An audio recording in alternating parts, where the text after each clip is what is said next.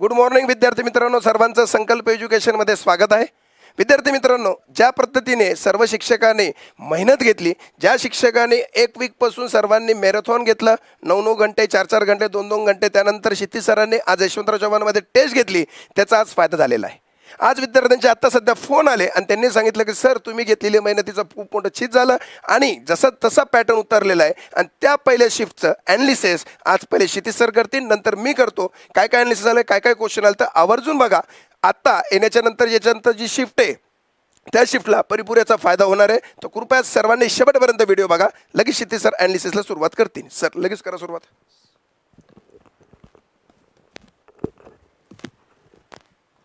तर फ्रेंड्स, जर काल तुम्ही अल्टिमेट इंग्लिश मॉक टेस्टला हजर होते तर एक गोष्ट तुमच्या लक्षात आली असेल की आपण टेस्ट 1, टेस्ट 2, टेस्ट 3 घेतली होती. त्या टेस्ट 1 आणि टेस्ट 2च्या लेवलचे क्वेश्चन्स जे आहेत ते आजच्या एक्झाम्सला आपल्याला बघायला मिळाले. रीडिंग कॉम्प्रहेंशन आलं होतं रोड रेज वरती. मतलब एक ड्रायव्हर को कौन सी चीज़ों से जूझना पड़ता है. ठीक आहे, रोड रेज म्हणजे जे भांडण होतात रस्त्यांवर वगैरे. तर रोड रेज ह्या टॉपिकवर एक आरसी आला होता. 7 प्रश्न होती त्यात. ठीक आहे, इझी लेवलचा हा काय होता, आरसी होता, इन्फॉर्मेशन बेस्ड. दुसरा होता वर्ड युसेज. वर्ड युसेजचे 3 प्रश्न आले. वर्ड युसेज सुद्धा आपण प्रश्न घेतले होते कालच्या टेस्टमध्ये, बरोबर. तर त्यात एक शब्द होता बॅच, दुसरा शब्द होता स्लिप, तिसरा त्या मुलाला आठवला नाही, पण बॅच आणि स्लिप हे 2 वर्ड्सवरती वर्ड युसेज आलं होतं बरं का. 3 प्रश्न होते. तिसरा प्रश्न होता सेंटेन्स रिअरेंजमेंट. हे पण आपण बघितलेले आहेत सेंटेन्स रिअरेंजमेंट. याचे 5 प्रश्न आले होते. ठीक आहे, नंतर आता क्लोज टेस्ट. क्लोज टेस्टही आपण कव्हर केली होती काल. इझी लेवलची ही क्लोज टेस्ट होती, बिलकुल पण हार्ड नव्हते. शब्द असे होते जे आपल्याला आपल्या डेली रिडिंगमध्ये जे शब्द सापडतील असे वोकॅब जी आहे ती क्लोज टेस्टमध्ये आली होती. सिनोनिम आला होता शूटिंग नावाचा, आरसीवर बेस्ड होता हा. ऑब्व्हियसली आरसी मधनं शूटिंगचं तुम्हाला सिनोनिम सांगायचं होतं. आणि मिसपेल्ट, जे आपण मिसपेल्ट सुद्धा घेतलं होतं, त्याचे 4 प्रश्न होते. असे टोटल 30 प्रश्न तुम्हाला आजच्या इंग्लिशच्या शिफ्ट 1 मध्ये एसबीआय क्लर्कचे दिसले. तर नीट बघा एकदा, गौर से देखो.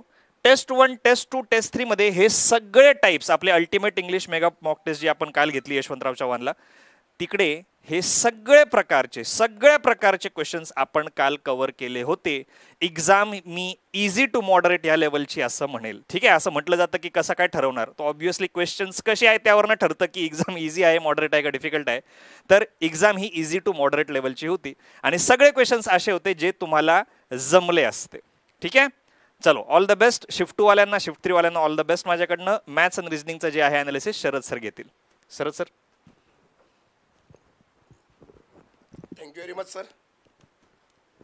आता विद्यार्थी मित्रांनो, जर तुम्ही बघितलं असेल तर मॅथ्सचा पेपर खूप सोपा होता बघितलं असेल तर. आणि विद्यार्थ्यांचे अटेम्प्ट हे इतके चांगले झाले की काही विद्यार्थी असे की ज्यांनी आम्हाला फोन केला, सांगितला 92, 95 इथपर्यंत अटेम्प्ट झाले, काही 75-76 पर्यंत अटेम्प्ट झाले. तर आता बघा, एकंदरीत सांगायचं झालं तर मी 100% सांगत नाही की त्याला पेपर 100% 35 पैकी 35 अटेम्प्ट नाही आहे त्याचे. काही विद्यार्थ्यांनी वेगळं सांगितलं, काही विद्यार्थ्यांनी वेगळं सांगितलं. गोष्ट आहे की त्यांचं म्हणणं आलं की सर आपण सिम्प्लिफिकेशन जे घेतलं, जे बेसिक स्पीड मॅथ घेतलं, त्याचा खूप मोठा फायदा झाला. सर 11 सिम्प्लिफिकेशन आले होते, आता 10-11 मी म्हणलोच होतो येणार, 11 सिम्प्लिफिकेशन होते. हां, पोरं घाबरले कुठं, 2च नंबर सिरीज आल्या. 5 नंबर सिरीज करून गेला, पण रॉंग नंबर सिरीज नाही ते फायदा. आपण रॉंग नंबर सिरीज घेतल्या पण नव्हत्या, आपण फक्त नंबर सिरीज घेतल्या आणि त्या 2 नंबर सिरीज आल्या, बरोबर. त्यानंतर डीआय किती आले, तर डीआय 10 मार्क 9 मार्कापर्यंत आले. 10 ते 9 मार्कापर्यंत 2 डीआय होते. त्यांनी सांगितलं 2 डीआय, एक टेबल डीआय होता आणि एक डीआय होता तो टेबल डीआय आणि एक बारग्राफ होता. बारग्राफवर ते सेलिंग अनसोल्ड सोल्ड काहीतरी होतं त्यांनी सांगितलं. आपण पुढे त्याचं ॲनालिसिस करूच. आणि अर्थमॅटिक 13 क्वेश्चन आले होते. सर अर्थमॅटिक 13 काहीच अवघड नाही. जे आपण क्लासमध्ये घेतलं ॲव्हरेज, त्या पोरांनी सांगितलं सर चक्रव्यूह मेथड 1 सेकंदात बसली सर. सर हॉटेलमध्ये घेऊन गेलो, सेकंदात उत्तर आलं सर. एक 1 लाईनर अर्थमॅटिक होते, अवघडच नाही. जितका आपला पॅटर्न झाला सर्व पॅटर्न आला आहे, काहीच विषय नाही, चर्चा नाही. अरे आहे ना, सीधी बात, नो बकवास. यस. मग सर पॅटर्न कसा होता, तर बघा डीआ होता जानेवारी, फेब्रुवारी, मार्च आणि कंपनीचं प्रोडक्ट दिलं होतं सोल्डचं होता, असा टेबल डीआ होता. त्यानंतर जर बघितलं की बाबा नंबर सिरीज आले होते 2, एक नंबर सिरीज डबल डिफरन्सची होती, एक नंबर सिरीजला इंटू 3 + 3 अशा टाईपची होती. त्याच्यानंतर बारग्राफ होता, मंडे, ट्यूजडे, वेनसडे 50, 100, 150 असं काहीतरी सोल्डवर होता. असे क्वेश्चन त्याच्यावर आले होते. त्यानंतर अर्थमॅटिकवर त्यांनी कुठंच काही सोडलं नाही. आणि जो टॉपिक तुम्हाला घाबरवतो, जो तुम्ही म्हणता सर परमिनेशन, कॉम्बिनेशन, प्रोबॅबिलिटी करायचं का नाही, आलाच नाही. यस, आला कशावर, बोट अँड स्ट्रीमवर आला, टाइम स्पीड डिस्टन्सवर आला, सिम्पल इंटरेस्टवर आला, एजेसवर 2 क्वेश्चन आले, ॲव्हरेजवर आला. पार्टनरशिपवर आला, त्यानंतर प्रॉफिट लॉसवर आला, टाइम अँड वर्कवर आले, पार्टनरशिपवर आले, मेन्सुरेशनवर आले, मिक्सचर अलिगेशनवर पण प्रश्न आले. म्हणजे प्रत्येक टाईपवर त्यांनी क्वेश्चन कंप्लीट केला. ॲव्हरेजवर आला, रेशोवर आला, मिक्सचर अलिगेशन, सप्पे क्वेश्चन आहे मेरे भाई. सर क्वेश्चन कशा प्रकारचे आले ते तुम्हाला सांगतो. टाइम अँड वर्कवर आला होता बघा, 54 दिवस, 72 दिवस, 48 दिवस ह्या टोटलचा LCM करायचा आणि LCM करून उत्तर काढायचं होतं. दोघांनी मिळून काम किती दिवसात केलं असं. सिंपल इंटरेस्टचा प्रश्न आला होता बघा, 12%, 8%, दोघांमधला डिफरन्स दिला काहीतरी 5 वर्ष असं काहीतरी दिलं त्या विद्यार्थ्यांनी सांगितलं. मेन्सुरेशन आलं होतं की बाबा एक सर्कल दिला आणि सर्कलवरून रेडियस काहीतरी एरिया दिला, रेडियस काढायचं आणि त्याच्याहून एरिया ऑफ रेक्टँगल विचारलं. सगळं सोपं. सर्कलचा एरिया म्हणजे पाय स्क्वेअर, रेक्टँगल म्हणजे लेंथ इंटू ब्रेथ, आणि मला सांगा याच्यावरून रेडियस भेटन, याचा रेशो आहे, याच्यावरून आपल्याला एरिया भेटन. त्यानंतर तो मला पर्सेंटेजवर आलं होतं की टोटल काहीतरी इन्कम आहे, त्यापैकी 20% रेंटला जातो, रिमेनिंग राहतात, त्याची टोटल सॅलरी किती. हे तर क्वेश्चन आपले भरपूर झाले तारे जमीन की बॅचमध्ये घेतलेले आहेत. त्यानंतर टाइम स्पीड डिस्टन्स, अरे अक्षरशः सेम टू सेम आपल्या याच्यामधलं होता. कसं की त्या कारची स्पीड 24 किलोमीटर पर आवर आहे, ती 150 पहिले 84 किलोमीटर ती 24च्या स्पीडने जाती, नंतर तो स्पीड 25% वाढवतो आणि 150 किलोमीटर जातो. त्या 25% वाढवल्यानंतर तो टोटल टाइम किती लागणार. काय सोप्पा. याचे 25% वाढले, 25% 1/4 6ने वाढले, 6 वाढले 30, भाग दिला, टोटल टाइम आपल्याला लगेच काढता येईल.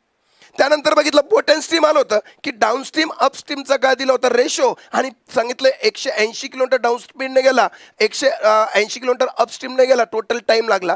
फक्त पुट करून उत्तर काढायचं होतं. म्हणजे हे सुद्धा पॅटर्न आपण घेतलेला आहे. ज्याने ज्याने बॅच केलं त्यांना सगळ्यांना माहिती आहे हा पॅटर्न आपला झालेला आहे का नाही. आपण काय खोटं बोलत, तुम्हाला माहिती आहे आपलं हृदय काय शुद्ध शिल्पक बिस्लेसारखं आहे का काही नाही. तर जे झालं ते चाललंय. त्यानंतर कोणता आलो सर, प्रॉफिट लॉसवर आला होता की 2400 रुपये सेलिंग प्राइस आहे, डिस्काउंट दिलं 20%. मग डिस्काउंटवरून मला मार्क प्राइस भेटन, प्रॉफिट झाला 20%, आणि जर ती वस्तू मी 2700ला विकली तर मला कितीचा प्रॉफिट होईल असा प्रश्न होता. म्हणजे अशा प्रकारचे प्रश्न आले होते. त्यांनी सांगितलं सर एजेसचं 2 जणांचं डिफरन्स आलं होतं काहीतरी एजेसमध्ये. हे पा एजेस पण त्यांनी मिक्सचर अलिगेशन सांगितलं की 70 लिटर होतं, मिल्क होतं 30, वॉटर होतं 40, x लिटर मिल्क टाकलं, वॉटर टाकलं 56, तर रेशो 4 आसपास होता. एक्सची व्हॅल्यू काय लगेच आलं. एजेस 2 पर्सनचं रेशो दिला, तिसरा पर्सन काहीतरी 6ने जास्त का लहान होता, आणि त्याच्यातून तिसरा पर्सन असं काहीतरी होतं. अशा प्रकारे त्यांनी मला सांगितलं. जर सांगितलं ते तुमच्यासमोर मांडलं. मी नाही म्हणत की 100% बरोबर आहे, पण 90-99% बरोबर आहे, त्याच्या फोनवर आम्हाला विश्वास आहे. अशा प्रकारे पेपर होता. तर मी सांगन गुड अटेम्प्ट. 30 ते 32 मध्ये यायला पाहिजे. का बरं पेपर इतका अवघड नव्हता आणि इतका सोपाही नाही म्हणता येईल, पण मॉडरेट लेवलचा होता, पण सोपा पेपर आहे. तर तुम्हाला सांगतो सर्वांना पेपर चांगला गेला. फिर एक बार संकल्प ने किंग बता डाले की संकल्प आगे तो आगेच रहेगा. परत एकदा, आणि हे नाही की बाबा आम्ही तिथं जाऊन असं काही केलं नाही. विद्यार्थ्याचा फोन आला, त्यानंतर आम्ही प्रॉपरली सांगितलं. अशा प्रकारचं झालेलं आहे. आता बघा रिझनिंगमध्ये बघा, रिझनिंगमध्ये आलं होतं इनइक्वॅलिटीवर 3 प्रश्न आले होते. इनइक्वॅलिटी सिलोलिझमवर 3 क्वेश्चन झाले, हे पण त्या विद्यार्थ्याने सांगितलं, त्याच्यावरून सांगत आहे. त्याच्यानंतर न्यूमेरिकल सिरीज अल्फा न्यूमेरिकलमध्ये 4 ते 5 क्वेश्चन होते. सिटिंग अरेंजमेंट होती, ती पण सर्कलची होती 5 जणांची. तर त्या सर्कलवर होता, आणि एक रेक्टँग्युलर ती पझल होती, पझल सिटिंग होती, त्याच्यावर 5 होते, 8 पर्सन बसवायचे होते, 5 क्वेश्चन होते. ब्लड रिलेशन 3 होते, मिसलेनियसवर 2 होते, आणि एक मंथली फ्लॅट वाईज पझल होती, त्याच्यावर 5 क्वेश्चन होते. अशा प्रकारे आजचा पेपर होता. असेच शिफ्ट वाईज प्रत्येक पेपरचा ॲनालिसिस आम्ही देऊ. फक्त विद्यार्थ्यांनो बघा, विचार करा की संकल्पने जितकं झालं, ज्याने ज्याने बॅच केलं त्याला माहिती आहे जितकं झालं त्याच्यावरच पेपर आला आहे. पेपर सोपा होता. आपण ज्या टेस्ट सिरीज घेतल्या टेस्टमध्ये पण हेच होतं. तर पेपर सर्वांना चांगला गेला असेल. तुमच्या ज्या पुढच्या शिफ्ट आहे, शिफ्ट 2 असेल, शिफ्ट 3 असेल, उद्याची ज्याची शिफ्ट असेल, सर्वांना ऑल द बेस्ट. असंच संकल्प तुम्हाला अपडेट देईन. त्यासाठी लाईक करा, शेअर करा. Thank you very much. Bye bye. Love you guys. Bye.